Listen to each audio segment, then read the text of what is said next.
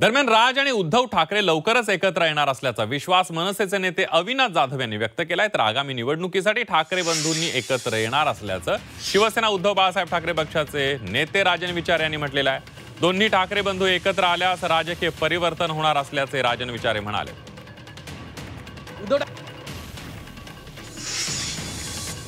आमच्या ज्या काही बैठका आहेत त्या आता अधिकृतरित्या सुरू झाल्यासारखं आहे आणि जे काही महाराष्ट्रात चालू आहे त्याला एक उत्तर देणं खूप गरजेचं होतं। तो दोघं भाऊ एकत्र आल्यावर महाराष्ट्रात यांच्या पुढचं राजकारण कशा प्रकारे होईल हे विरोधकांना कळलेलंच आहे।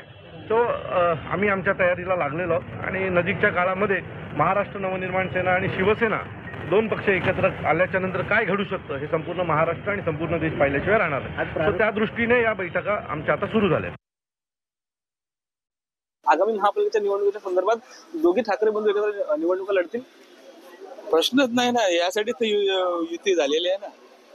त्यामुळे मला असं वाटतंय की खऱ्या अर्थाने या ठिकाणी सर्व ठिकाणी अख्ख्या महाराष्ट्रामध्ये हे दोघं भाऊ एकत्र येऊन नक्कीच इतिहास घडवतील।